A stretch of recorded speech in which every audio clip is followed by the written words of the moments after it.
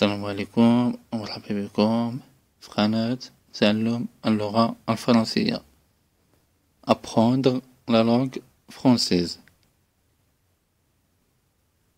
اليوم غادي نكملو على الأجزاء ديال لي كلاس غراماتيكال. كنا تعرفنا على الاسم، على الضمير، الصفة، الحال، وفي هذا الجزء غادي نتعرفو على حروف الجر أولا لي بريبوزيسيون.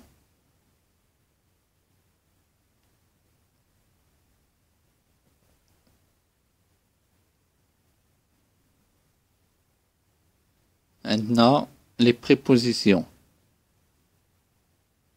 منهم كاين à, de, devant, dans, sur, pour, voici, hors, envers, en, avant, avec, contre, vers, sans, voilà, par, derrière, parmi, après, chez, des, depuis, sous, entre, et durant, etc.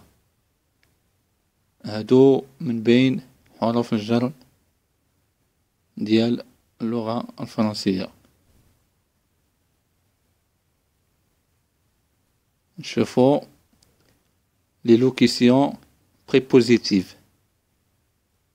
عندنا près de, auprès de, à côté de, environ de, afin de, en dépit de, en plus de, à travers de, au moyen de, grâce à cause de, à moins de façon à, par suite de, etc. هادو كما كتلاحظوا كيكونوا مركبين وحتى هما حروف الجر. نفوتو ونشوفو داكشي بتوضيح افضل، ونبداو بالنوع الاول اللي هما la préposition ou la locution prépositive introduit un complément circonstanciel. يعني حرف الجر ملي كيكون سابق واحد الكومبليمون سيركونستانسيل. نبداو بالحالة الأولى. Groupe des compléments d'autant. Je ne sors jamais par temps de pluie. كما كتلاحظوا عندنا حرف الجر اللي هو par كيسبق الكومبليمون d'autant اللي هو le temps de pluie. نفوتو نشوفو الحالة الثانية. Groupe des compléments de lieu. عندنا je dors sur le canapé. كما تلاحظون عندنا حرف الجر sur سابق le canapé اللي هو واحد الكومبليمون سيركونستانسيل de lieu. نفوتو نشوفو الحالة الثالثة. Groupe des compléments de but. Exemple, elle court afin de rattraper son retard. كما كتلاحظوا عندنا afin de اللي هو حرف الجر كيسبق الكومبليمون دو بيت اللي هو rattraper son retard. نفوتو ونشوفو الحالة الرابعة. Groupe des compléments de manière.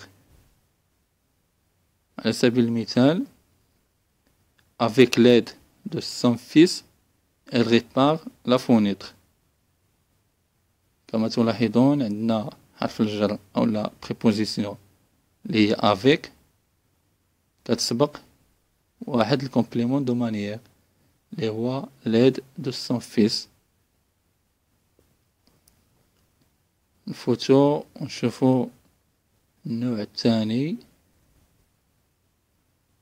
اللي هو la préposition ou la locution prépositive qui introduit un complément d'objet indirect أو لا حرف الجر اللي كيسبق complément d'objet indirect.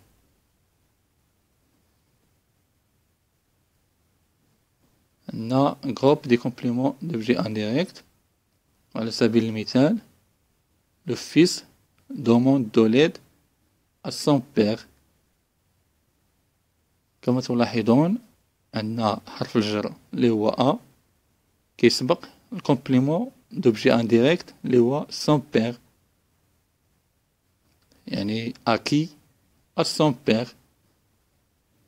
نفوتو ونشوفو النوع الثالث اللي هو la préposition ou la locution prépositive introduit un complément des noms، يعني حرف الجر ملي كيسبق واحد المضاف إليه. عندنا groupe de compléments des noms. على سبيل المثال une salle de cinéma.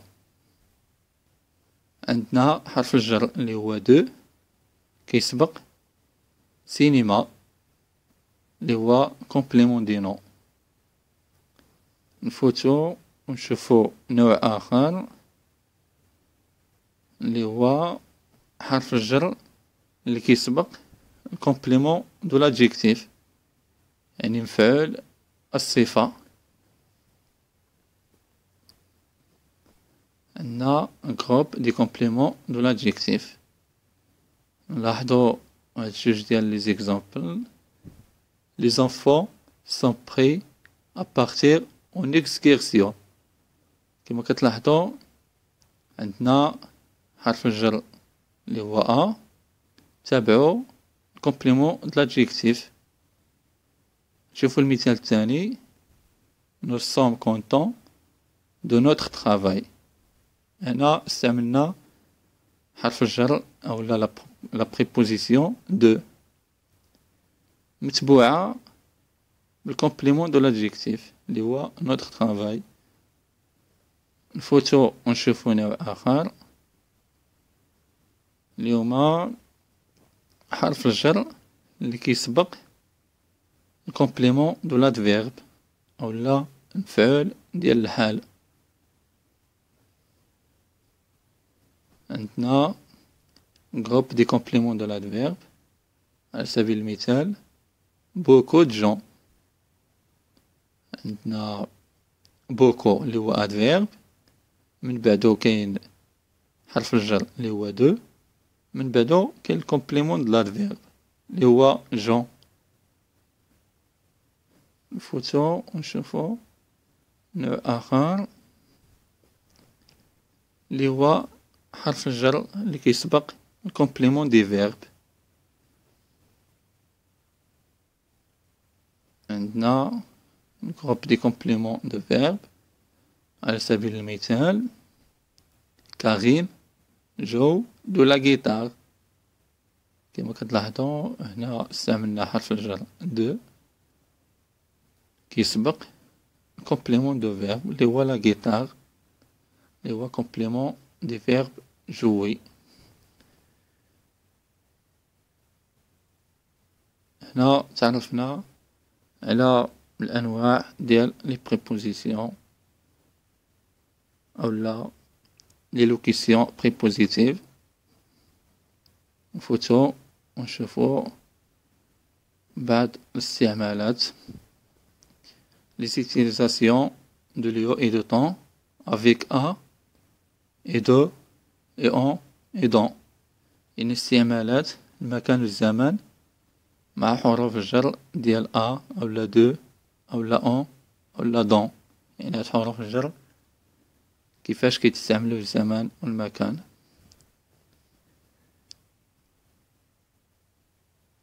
نبداو بلو ليو ولا المكان. عندنا دون على سبيل المثال دون لو صالون. عندنا أ على سبيل المثال à la maison. عندنا on على سبيل المثال en train.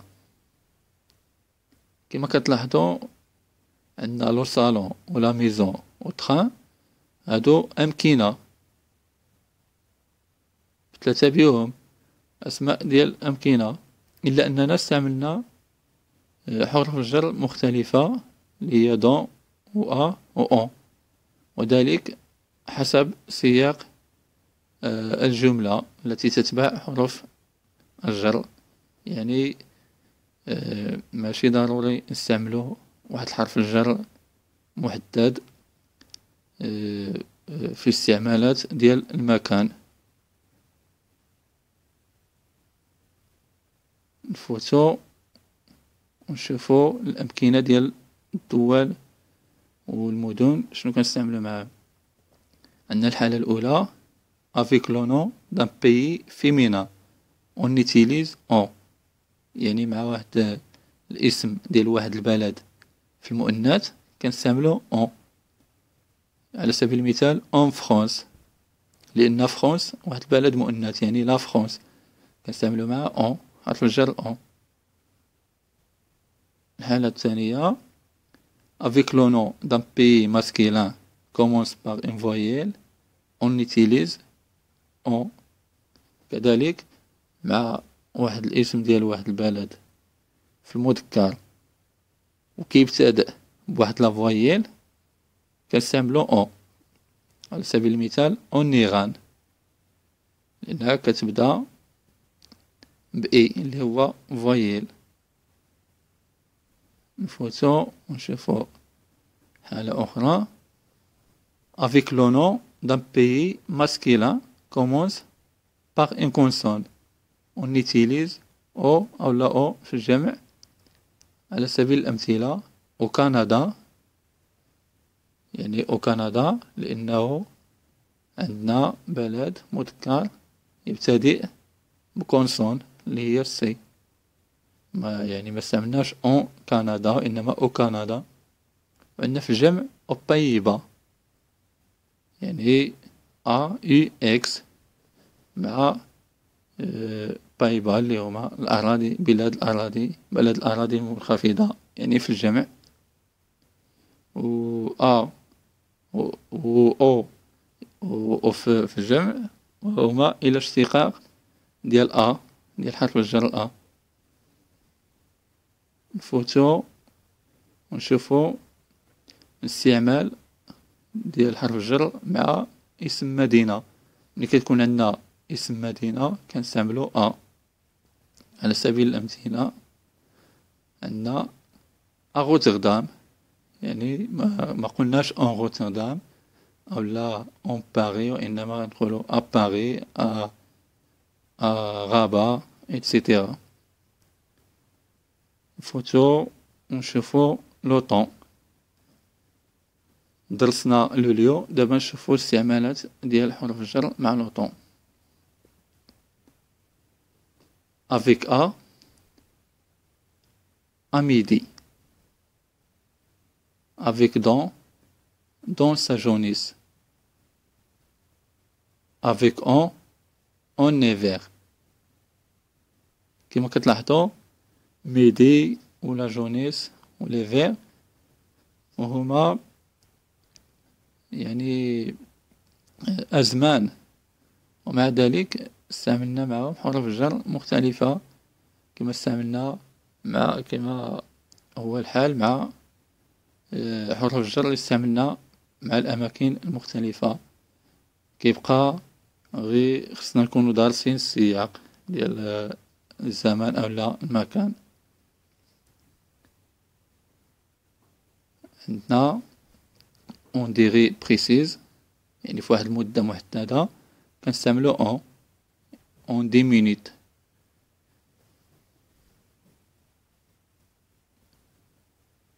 نفوتو ونشوفو autres utilisations de a et de et on، استعمالات أخرى لحروف الجر ديال a de و on.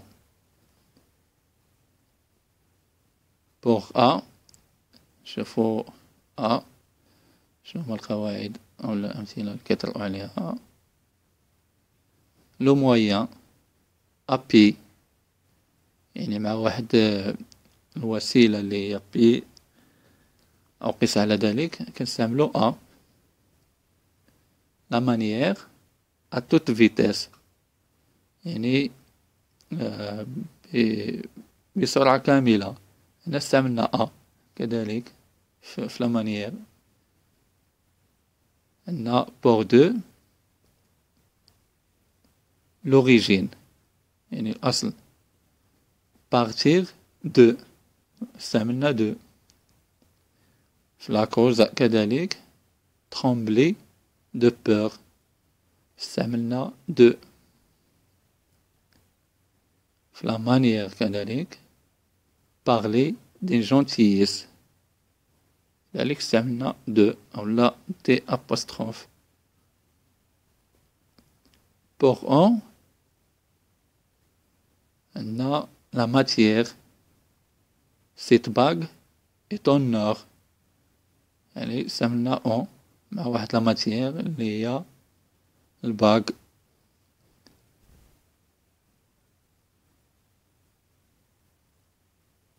اتونسيون لي ناتير دو اون، يعني باش نعرفو بان اون عندها بزاف ديال الوظائف من غير حرف الجر، خصنا نعرفوهم باش يمكن لينا نحدو حرف الجر من الوظائف الاخرى.